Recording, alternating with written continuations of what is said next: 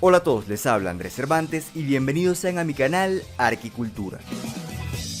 Es momento de ver uno de los mejores exponentes de la arquitectura Art Deco, el edificio Chrysler en la ciudad de Nueva York.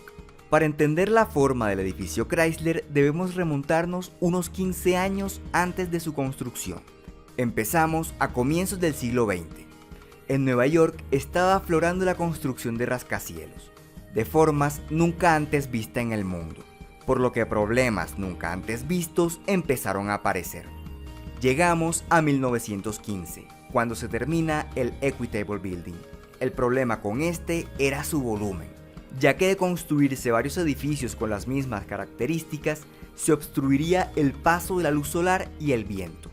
Así que previendo este escenario, en 1916 se hizo la Ley de Zonificación de 1916, donde se exigía que los edificios a partir de cierta altura debían tener retranqueos, es decir, retrocesos a manera de escalones en la fachada, permitiendo la entrada de luz solar, pero sobre todo disminuyendo la sensación de ahogo que pueda producir en el peatón tantos rascacielos juntos. Este es el contexto que condicionará la construcción del edificio Chrysler. Antes de seguir, el diseño de este edificio cambió varias veces, pero solo se construyó el diseño final. Sin embargo, para el video mostraré las diferentes etapas del diseño, ya que el proceso de diseño de este edificio es parte fundamental de su historia. Entonces veremos los diferentes diseños y los motivos que llevaron a cambiarlo hasta llegar a su etapa final. Empezamos en 1921, cuando el promotor inmobiliario y político William Reynolds alquiló un terreno en la esquina de la avenida Lexington y la calle 42 para construir un gran edificio, el edificio Reynolds. El terreno permaneció mucho tiempo sin utilizarse, hasta que en 1927 fue contratado el arquitecto William Van Allen para hacer el diseño del edificio. El estilo utilizado sería el Art Deco, que poco a poco iremos viendo sus características a medida que profundicemos en las formas de este edificio. Es momento de ver el primer diseño que se presentó al público. Este diseño se hizo con una serie de retranqueos hasta la parte alta, y además se sustrajo una parte del cuerpo inferior, dándole forma de U a la planta arquitectónica en esta parte de acá. Por cierto, este escalonamiento terminó por formar parte de la estética del Art Deco, llegando a usarse en zonas donde el retranqueo no era obligatorio. Sumado a esto, el Art Deco tomó formas de culturas de todo el mundo y de todas las épocas, integrándola bajo la estética propia del estilo. En este caso, los retranqueos aproximan a los edificios a las formas escalonadas de los zigurat o pirámides escalonadas. Volviendo al edificio Reynolds, en la parte alta se planteó un último retranqueo, terminado con una cúpula, que alcanzaría los 246 metros. Sin embargo, el arquitecto Van Allen tenía otras ideas, sobre todo para la punta del edificio, ya que en lugar de la cúpula planteó una punta con forma de joya. El proyecto empezó a construirse en 1928, pero Reynolds no tenía los medios para terminarlo, así que el empresario automotriz Walter Chrysler compró el terreno, el proyecto y los servicios del arquitecto para continuar con la obra. Chrysler revisó el proyecto y pensó en quitarle 10 pisos, pero al ver que el edificio Woolworth, el más alto del mundo, tenía 241 metros, pensó todo lo contrario. Así que el proyecto del edificio Chrysler no sería recortado, sino ampliado hasta los 282 metros de altura. Entonces se demolió lo poco que se había construido hasta ese momento, y empezó la obra nuevamente desde los cimientos. Veamos exactamente la distribución de los retranqueos de la estructura. Empezamos con un primer cuerpo con 16 pisos. Por la forma del terreno, este tiene una planta irregular, con un retranqueo parcial bastante pronunciado desde el quinto piso, dejando forma de U en esta parte, y otro más pequeño en la parte posterior. Seguimos con el primer retranqueo, desde el piso 17 hasta el 23. Del piso 24 al 26 está el segundo retranqueo. Del piso 27 al 30 se hizo el tercer retranqueo. Del piso 31 al 60 se hizo el cuarto retranqueo. Aquí hay una serie de molduras verticales para acentuar aún más la sensación de altura. Este es el mismo tipo de molduras que puede verse en la arquitectura clásica, pero usado de forma completamente diferente. Desde el piso 61 hasta el 67 se hizo el último retranqueo, que termina en forma de arco de medio punto. Otra característica del Art Deco es el uso de ángulos agudos para decorar, lo que influiría significativamente en el diseño de la cúpula. En 1929 se mostró al público el nuevo diseño de esta, ahora conformada por 7 bóvedas de arista, puestas una sobre la otra, donde su detalle más particular son las ventanas triangulares, dando como resultado una especie de estrella de 30 puntas de cada lado. Este zigzag, propio del Art Deco, también se apreció en otras zonas del edificio, utilizando ladrillos más oscuros, y con la misma técnica se hicieron más líneas verticales a lo largo de toda la fachada. Otro detalle son una serie de molduras ubicadas entre las ventanas del primer retranqueo del edificio. Aquí se ven formas curvas y líneas radiales, las cuales además hacen parte de un plano plegado a manera de zigzag tridimensional.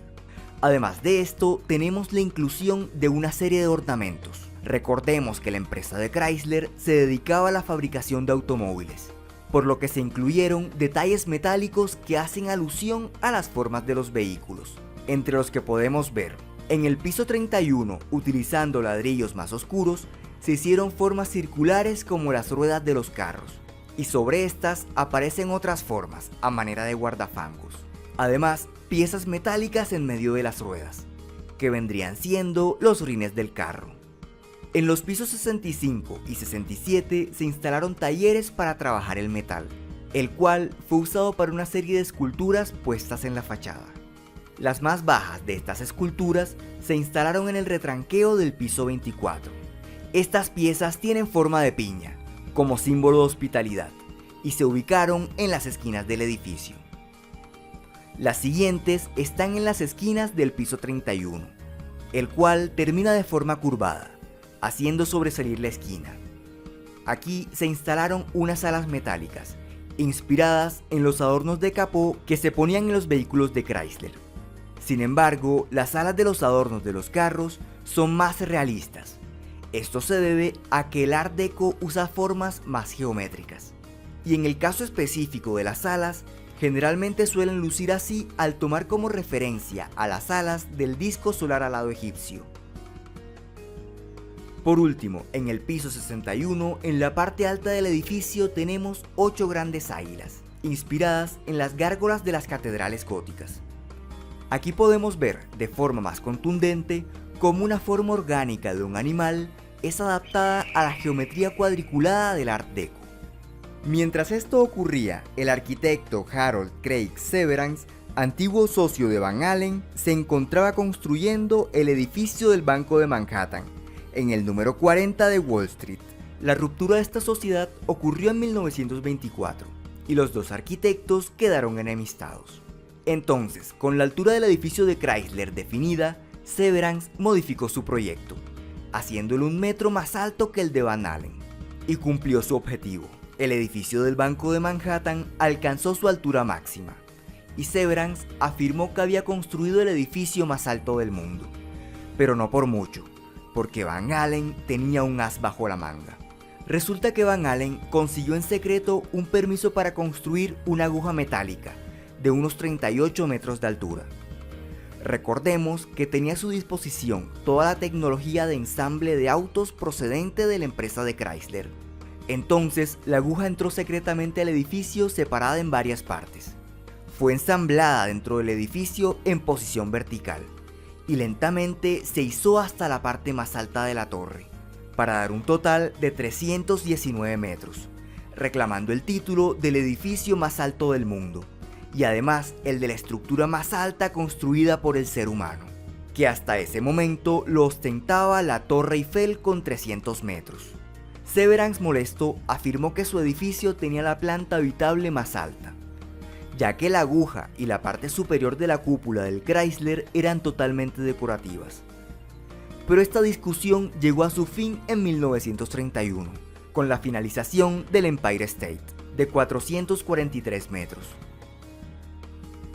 Al terminarse el edificio Chrysler, hubo problemas con el pago al arquitecto, por lo que este demandó a Walter Chrysler. Luego de esto, la reputación de Van Allen se vio afectada, por lo que esta sería su última gran obra, y pasó sus últimos años como profesor.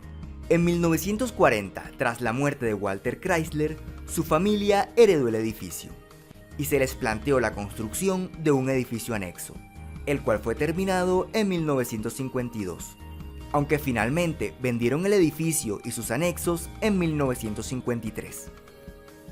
En los próximos años, el edificio cambiaría de propietario un par de veces. Muchas marcas importantes tuvieron sus oficinas en él, y todo el tiempo se hacían modificaciones internas, hasta que en 1976 el edificio fue declarado Hito Histórico Nacional de los Estados Unidos, por lo que las modificaciones futuras en zonas como el vestíbulo, por su valor estético, serían fuertemente vigiladas. En 1979 el edificio volvió a ser vendido, y el nuevo dueño se enfocó en instalar el sistema de iluminación de la punta de la torre, el cual Van Allen nunca pudo instalar.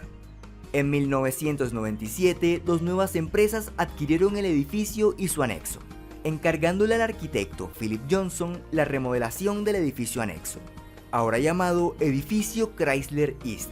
Debido a que este edificio no hace parte de la declaratoria patrimonial, pudo ser ampliado, y su fachada fue totalmente cubierta de vidrio.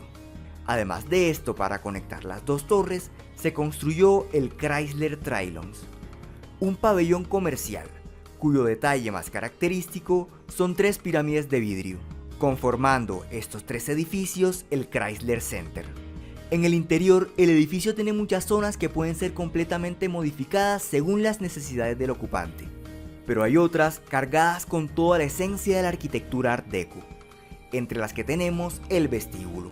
La parte baja del edificio fue cubierta con dos tipos de piedra, una semejante al ladrillo de la parte superior y otra más oscura, para enmarcar el acceso, el cual es a través de un pórtico con forma de hexágono irregular.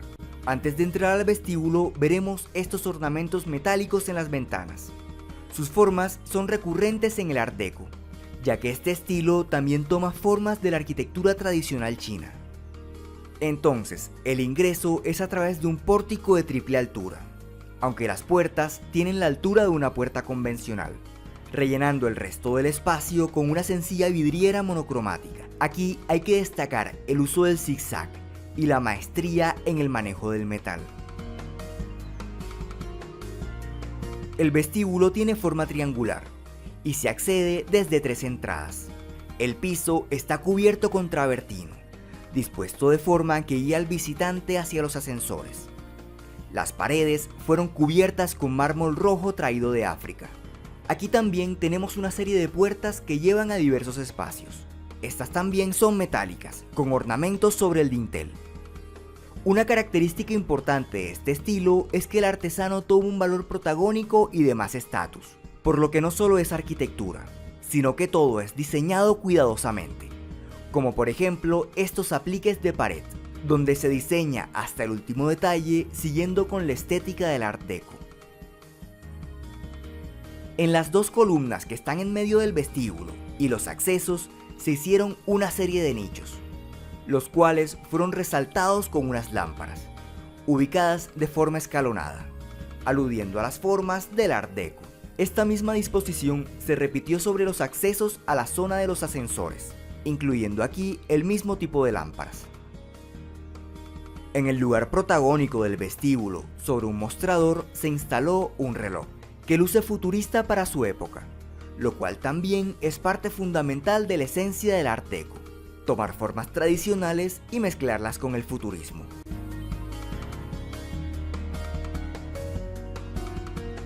En el techo se pintó un mural llamado Transporte y Esfuerzo Humano. Por la forma del vestíbulo y sus pasillos adyacentes, el mural tiene forma de Y y representa la evolución de los medios de transporte. Y también es un homenaje a los constructores y artesanos que trabajaron en la construcción del edificio Chrysler. Por último, los ascensores. En total, el edificio tiene 32 ascensores, fabricados por la empresa Otis. Estos se encuentran divididos en 4 grupos, Las puertas de los ascensores son metálicas, recubiertas con maderas exóticas, haciendo un diseño de abanico palmiforme, que nuevamente nos remite al antiguo Egipto.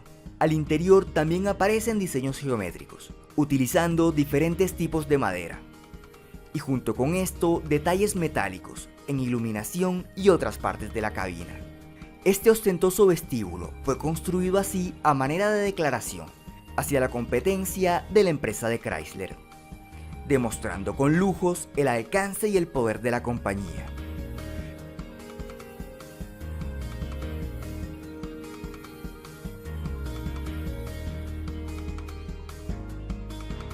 Y bueno, esto ha sido todo por hoy. Si te gustó, no te olvides de darle like y compartir con tus amigos. Y para que no te pierdas de próximos contenidos, suscríbete a mi canal de YouTube y sígueme en las redes sociales de Facebook e Instagram. Les habló Andrés Cervantes. Hasta la próxima.